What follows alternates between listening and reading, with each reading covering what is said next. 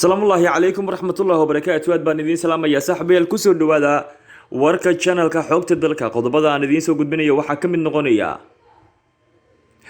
ciidamada dowladda Soomaaliya oo la wareegay ammaanka deegaan ay ku wada dagaalamayeen maleeshiya beeled wasiir fiqi oo si kulul uga jawaabay taliyaha booliiska Dhuusamareeb ee iscasilay xildhibaano ka tirsan baarlamaanka Soomaaliya oo sheegay in madaxweyne Farmaajo ay kula xisaabtami doonaan diyaaradii ku dhacday gudaha magaalada Bardaale amisom oo cadaysay ciidii soo riday diyaaradii ku dhacday gudaha magaalada Bardaale ee maamulka Koonfur Galbeed Soomaaliya maamulka Soomaaliland oo xaqiijisay kiisaskii ugu badnaa caabuqa COVID-19 Mareykanka oo shaacisay in muwaadiniinta dalka Soomaaliya jooga ay kala bixi doonaan sabab la xiriira cabsida caabuqa COVID-19 qodobadaasi qodobo kale oo aad u xiiso badan ayaad ku daawan doontaan saaxiibayaal kusoo dhawaada warkii oo faahfaahsan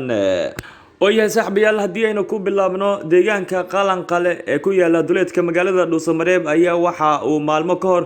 dagaal qasaare geystay ku dhaxmaray labo maleeshiya beeleed oo halkaasi wada dega dagaalkaasi ayaa marka hore waxa uu ka dhashay dhul daaqsimeed ku yaala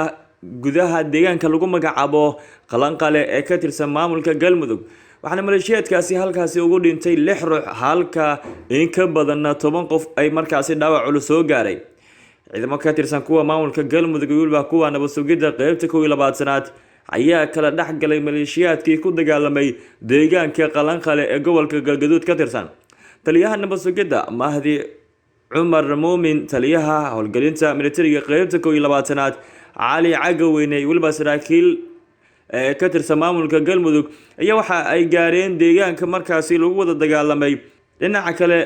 deegaanka lagu magacaabo qalanqale ayaa waxa kulamo lagu xalinayo dagaalka ka dhacay halkaasi ka wada xildhibaano ka tirsan baarlamaanka Galmudug iyaga oo markaasi la kulmay waxgaradka maleeshiyaadka dagaalamay isla markaana ay kala hadleen joojinta colaadda markaasi ka dhalatay halkaasi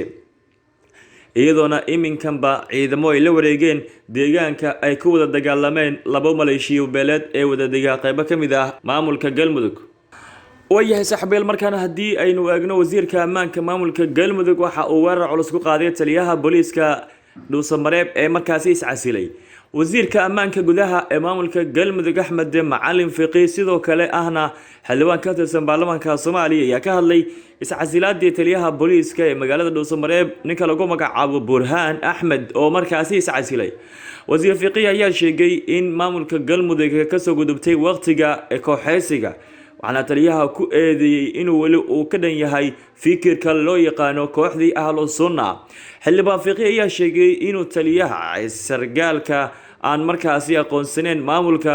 uu u shaqeeyo uu yahay maamul markaasi Galmudug waxaana uu sheegay in loo baahan yahay shaqsiga waxa uu shaqeeyo waxyaabaha looga baahan yahay waxa uu markaasi Facebook ku soo qoray wasiirka ama wasiir Fiqi habeenkii xilliga oo Muqdisho ugu badan yahay waa waqtiga ka horeeya waa berigii Galmudug maalmahan waxa ku jirta daqiiqadaha ay ka horeeyay inta uusan waagu bereen waxa gabaabsi ah oo gabagabo ku dhow baaqigii ka horeeyay waqtigii fowdada waliba kaxaysiga lama arag askari ama sargaal ka tirsan maamulkii uu la shaqeeyo oo markaasi aqoon u lahayn waayahay saaxiibayaal dowladda kale haddii aynu eegno taliska booliiska maamulka Galmudug ayaa waxba kama jiraan ee ku tilmaamay hadal xalay ka soo yaray sargaal booliisa oo ku saabsan in saldhigga booliiska magaalada Dhuusamareeb laga sii daayay xubno ka tirsan xarakada Al-Shabaab taliyaha ciidanka booliiska Galmudug gaashaale sare Cabdikariin Xuseen Macalin ayaa warbaahinta u sheegay in hadalkaasi ay yihiin wax aan sal iyo waliba raatona ay ku lahayn isagoo xusay in sargaalkaasi looga baahan yahay cadeyn maadaama uu warkani dhaawacayo sumcadda ciidamada booliiska ee Soomaaliyeed taliyaha booliiska Galmudug ayaa bilihii la soo dhaafay ku howlnaa taliyeenta ciidamada booliiska ee ka howlgala deegaanada maamulka Galmudug waxaana isbedel weyn uu ka sameeyay dhammaan ciidamada xooga ee ku sugan gudaha maamulka Galmudug waayahay saaxiibayaal markaan haddii aynu eegno xildhibaano ka tirsan baarlamaanka Soomaaliya waxay sheegeen in madaxweyne Farmaajo ay kula xisaabtami doonaan diyaaradii ku dhacday gudaha magaalada Bardaale waa maamulka Koonfur Galbeed Soomaaliya xildhibaano ka tirsan labada aqal ee baarlamaanka Soomaaliya waxay sheegeen in madaxweyne Farmaajo ay kula xisaabtami doonaan sababtii ciidamada aan qeyb ka ahayn AMISOM oo Ethiopian ay gacanta ku hayaan garoonka gudaha magaalada Bardaale. Xildhibaanada ayaa sheegay in madaxweyne Farmaajo uu dalka soo geliyay ciidamo ku xadgudba madaxbannaanida dalkeena Soomaaliya. Senator Ilyas Ali Xasan oo kamid ah xildhibaanada aqalka sare ayaa sheegay in kulamada ugu horeeya ee labada aqal ay uga hadli doonaan dhibaatooyinka ka dhacay gudaha magaalada Bardaale ee maamulka Koonfur Galbeed Soomaaliya. madaxweyne Farmaajo hadda waan fahanay waxa adiga iyo waliba Abiy Ahmed idinka dhaxeeyo aad baarlamaanka federaalka Soomaaliya iyo waliba ummadda Soomaaliyeed ka qarinaysaan inaad u sharaxdo, laakiin Ilaahay ayaa banaanka keenay ceebtaada. baarlamaanka iyo waliba shacabka Soomaaliyeedna waxay qaadi doonaan go'aan sharci oo ka dhana ku xadgudubka madaxbannaanida dhulka iyo waliba dhiiga Bardaale ee ku duldaadisay ayaa markaasi uu yiri senatarka lagu magacaabo Ilyas. waxa uu intaasi ku sii daray soo gelitaanka ciidanka Ethiopia ee aan qaybta ka ahayn AMISOM waxay si cad ugu soo horjeesanaysaa sharafta waliba madaxbannaanida dhulkeena Soomaaliya. warqad ka soo baxday taliska ciidanka AMISOM ee Soomaaliya ayaa lagu sheegay in taliska AMISOM uusan wax lug ee markaasi ku lahayn diyaaradii gargaar ka siday ee dhawaan lagu soo riday gudaha degmada Bardaale ee gobolka Bay ka tirsan. haddii aynu eegno dowladda kale, AMISOM waxay cadeysay cidii soo riday diyaaradii ku dhacday gudaha magaalada Bardaale ee gobolka Bay ka tirsan. warqad ka soo baxday taliska ciidanka AMISOM ee Soomaaliya ayaa lagu sheegay in taliska AMISOM uusan wax lug ku lahayn diyaaradii gargaar ka siday ee dhawaan lagu soo riday gudaha degmada Bardaale ee gobolka Bay ka tirsan. warqad loo diray midowga Afrika ayaa lagu sheegay in diyaaradaasi ay soo rideen ciidamo aan qayb ka ahayn AMISOM oo ku sugan degmada Bardaale kadib markii dareemeen cabsi ku aadan in diyaaradaasi ay beegsan doonto saldhigooda. warbixintan ayaa lagu muujiyay in sababta loo soo riday diyaaradii inay ahayd shaki laga qabay inay diyaaradaasi isqarxiso ama arrimo la xiriira in weerar ku soo qaado. AMISOM waxay cadeysay in diyaaradaasi la toogtay falkaasina ay ka dambeeyeen ciidamo Ethiopian oo ku sugan gudaha magaalada Bardaale ee maamulka Koonfur Galbeed Soomaaliya. ugu dambeyntii warkan ayaa lagu xusay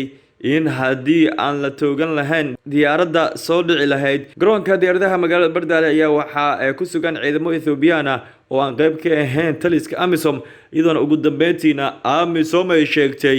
in diyaaradaasi ay soo rideen ciidamo Ethiopian oo ku sugan gudaha magaalada Bardaale ee maamulka Koonfur Galbeed Soomaaliya. waayahay saxaabeel, markan haddii aynu eegno wararka ku saabsan COVID-19 ee maamulka Somaliland waxay xaqiijisay kiisaskii ugu badnaa ee caabuqa COVID-19. wasaaradda caafimaadka ee maamulka Somaliland ayaa xaqiijisay in 11 qof oo cudurka coronavirus laga helay maanta maamulka Somaliland. wasaaradda ayaa sidoo kale xaqiijisay in hal qof oo cusub markaasi uu geeriyooday caabuqa safarka ee COVID-19. dadka laga helay cudurka ayaa kala jooga gudaha magaalada Hargeysa iyo waliba gudaha magaalada Burco ee maamulka Somaliland ka tirsan. agaasimaha guud ee wasaaradda horumarinta caafimaadka Somaliland Dr. Maxamed Cabdi Xargaye oo jeedinaya warbixintan maalmeedka wasaaradda caafimaadka waxa kale uu sheegay inay kordheen dadka qadadka teleefanada ee kula soo xidhiidhi jiray xarunta wacyigelinta xanuunkaasi iyo waliba dadka leh mihnadaha caafimaadka isu diiwaangelinaya ka qayb qaataan dadaalada ee ku saabsan ka hortagga caabuqa COVID-19. agaasime Xargaye ayaa sheegay in shaybaarkii ee lagu baadhayay xanuunka COVID-19 la howlgeliyay isla markaana aanay jiri doonin in dheecaan dambe loo diro wadanka dibadiisa, isaga oo xusay inay ku howlgali doonaan shaqaale loo tababaray ku shaqeynta qalabka ee lagu baadhayo caabuqa COVID-19. waayahay saxaabeel, markan haddii aynu sii eegno Mareykanka waxa ay shaaciyeen in muwaadiniintooda ay kala bixi doonaan gudaha dalkeena Soomaaliya. dowladda Mareykanka ayaa shaaca ka qaaday in muwaadiniinteeda ay ku sugan gudaha dalkeena Soomaaliya ay kala baxayso. qoraal ka soo baxay safaaradda Mareykanka ee ku leedahay magaalada Muqdisho ayaa lagu sheegay in muwaadiniintooda ay kala baxayso Soomaaliya sabab la xiriira cudurka halista badan ee COVID-19. safaaradda ayaa ku dhawaaqday in muwaadiniinteeda Mareykanka Soomaaliya laga dadgureyn doono 14 bishan May, iyadoona ka dhoofi doono garoonka diyaaradaha aadan cadde ee magaalada caasimadda Muqdisho. sidoo kale safaaradda Mareykanka ayaa heshiis la gashay shirkadda diyaaradaha Ethiopian Airlines kaasi oo ku aadan in duulimaad gaar ah ay u sameyso muwaadiniinta joogta dalka. ugu dambeyntii muwaadiniinta Mareykanka ee laga qaadayo dalkeena ayaa waxaa si toos ah lagu dejin doona gobolka Virginia, halkaasi iyaga oo sii mari doona magaalada Addis Ababa ee dalka Ethiopia. dowladda Turkiga ayaa kala horay muwaadiniinteeda kala baxday Soomaaliya sabab ku aadan cudurka halista ah COVID-19 oo dad ku dhow 1,000 qof laga helay gudaha dalka Soomaaliya.